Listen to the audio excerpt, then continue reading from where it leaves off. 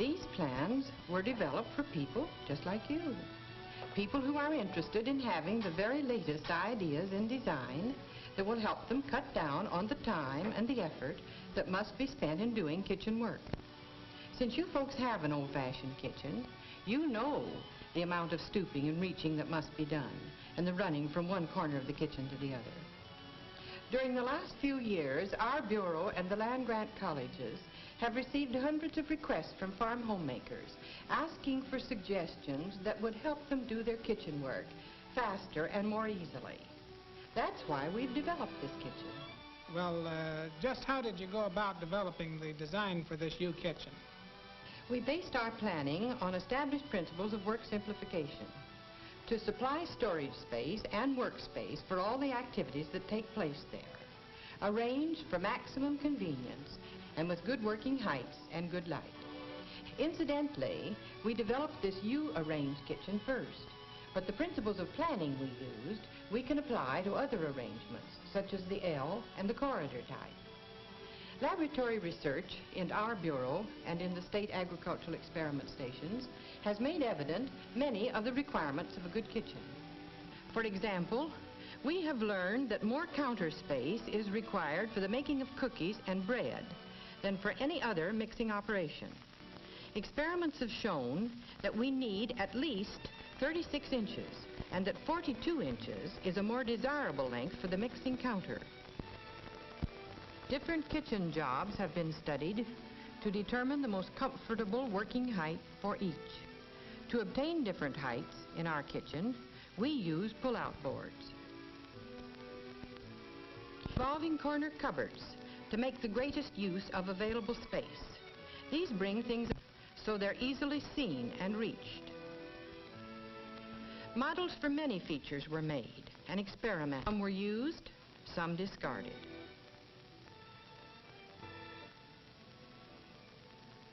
Good lighting is important in the kitchen. To obtain this, we developed a design for a homemade fixture which would enable the farmer to use modern lighting at minimum cost. A shallow wooden trough in which we mounted 4 40-watt fluorescent tubes was hung 8 inches from the ceiling, above the work centers. And finally our kitchen began to take form. The units for each activity were put together to secure an orderly sequence of work. We planned this kitchen to take care of the preparation of food, eating, clearing, and some food preservation.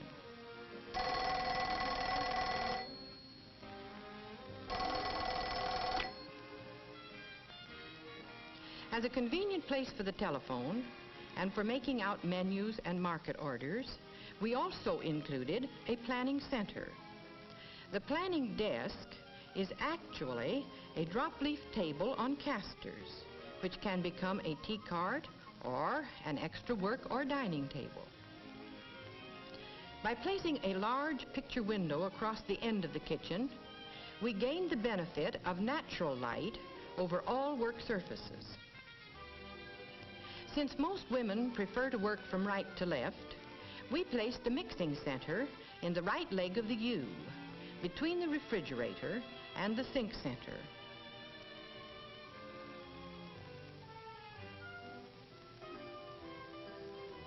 In the mixing center, as in all other work areas, we planned storage facilities to take care of all of the supplies and the equipment used in that center.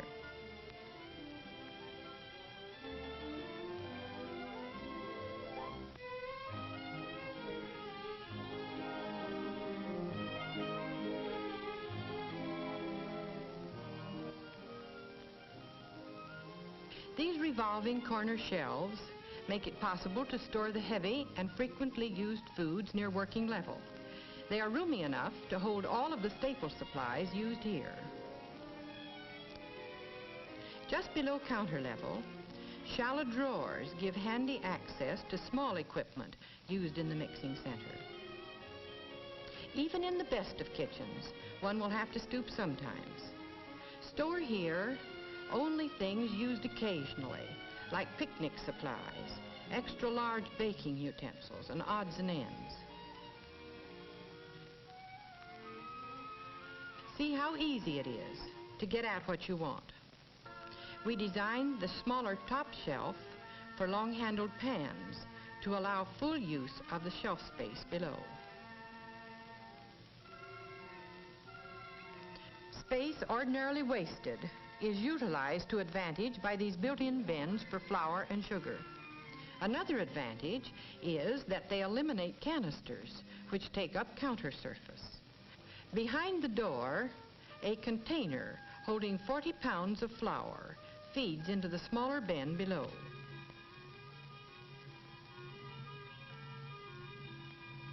Top shelf space is used to good advantage by vertical files for baking pans. This does away with stacking and with stooping or excessive reaching. This mixing center, like the other centers in our kitchen, embodies all the principles of good planning.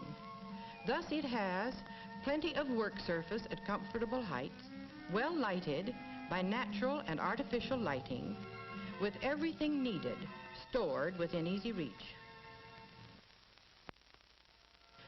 For sitting at work, this pull-out board at lap level, 26 inches above the floor, gives a good working height. It permits a woman to sit comfortably in an ordinary kitchen chair with a good backrest, her feet flat on the floor while she's working at long and tedious jobs. To supply additional work surface in food preservation, the table from the planning center can be easily rolled over and placed next to the pull-out board.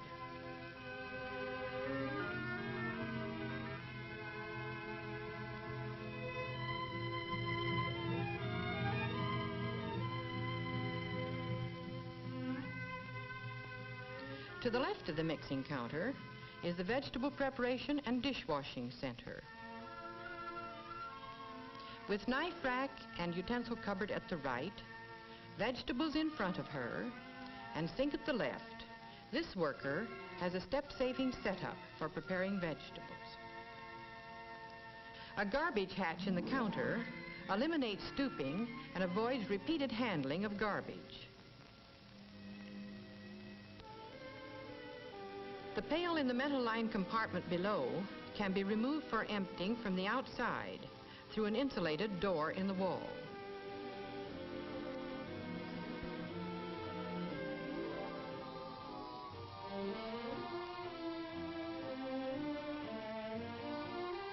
All bins and the compartments into which they fit are designed for easy cleaning.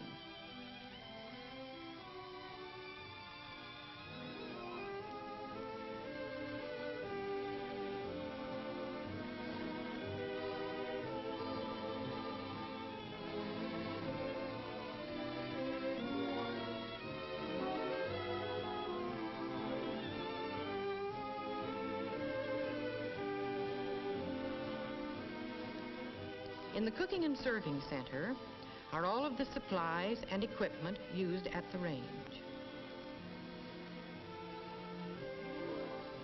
Right above the range are bins built into the wall for foods such as cereals that go directly into boiling water, and also for seasonings that are used at the range.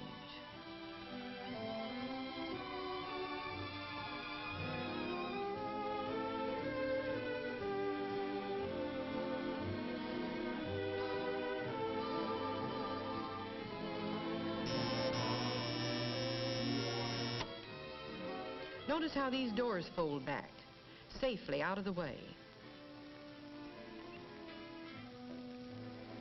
Serving dishes and range utensils are close at hand. The serving counter next to the range is convenient to the dish covers. Sliding doors back of this counter and cupboard give access from the dining room side.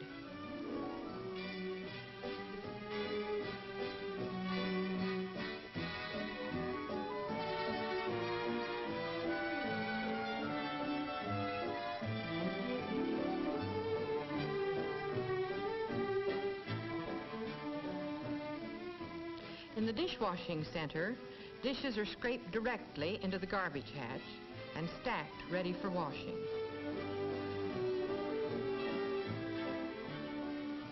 A double bowl sink provides for both washing and draining. The one on the right is shallow, about 5 inches deep, making for a comfortable height for dishwashing.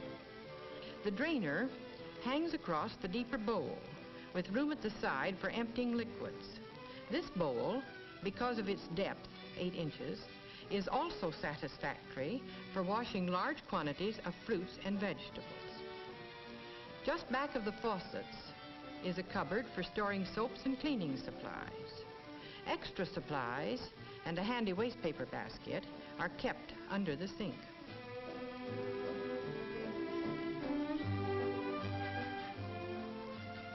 After they're scalded and dried, silver, glass, and dishes are stored in adjoining cupboards.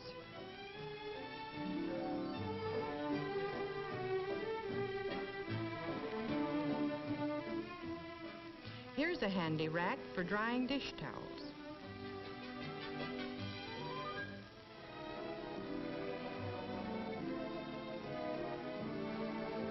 Out of the way of meal preparation is this storage closet. Besides cleaning equipment, it has a rack for first aid supplies, convenient for emergencies. The upper section is reserved for a few jars of canned foods, saving trips to the food storage room. This serving counter, adjacent to the range, is convenient to both the dining room and the kitchen dining table. This attractive dining space has been planned to be compact, but not cramped. It gives ample room for a table that can be extended to seat 6 comfortably. A ledge under the large picture window is wide enough to hold the electrical equipment used at the table. Shelves below give convenient storage space.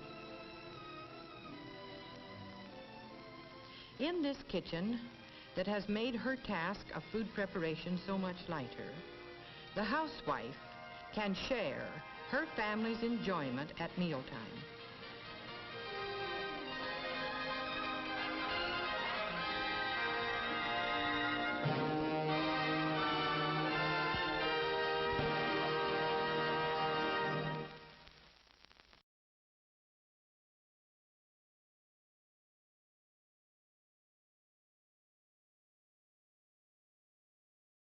It likely comes as no surprise that more and more people are clipping coupons in these tough economic times. They're so popular again that there's a new reality TV show celebrating it as a sort of extreme sport.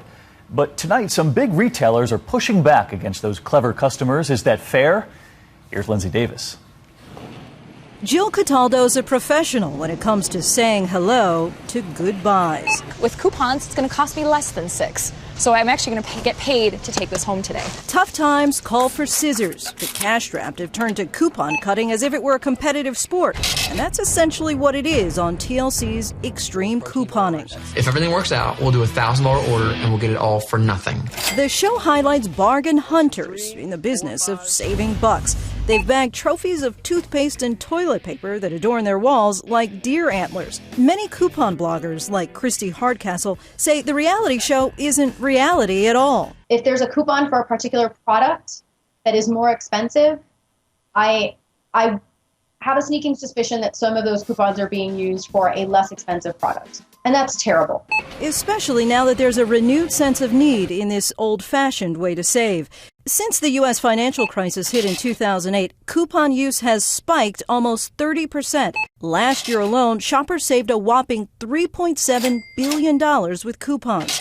But the Coupon Information Corporation says the TLC series creates unrealistic expectations about coupons and promotes the misuse of them. As a result, supermarkets are feeling the pinch, and the people who rely on coupons in this tough economy are being punished. My local grocery store has made some changes in its policy. Several retailers are limiting the number of coupons that can be used or the number of items that can be purchased, an adverse effect for those legitimately trying to save. In response to critics of the show, TLC has said it's taking concerns about specific tactics seriously and that it's looking into the situation. Meanwhile, about 75% of Americans say they regularly use coupons, and many of them, David, certainly counting on those savings. And so many people use them legitimately. Exactly. Lindsay, thanks so much.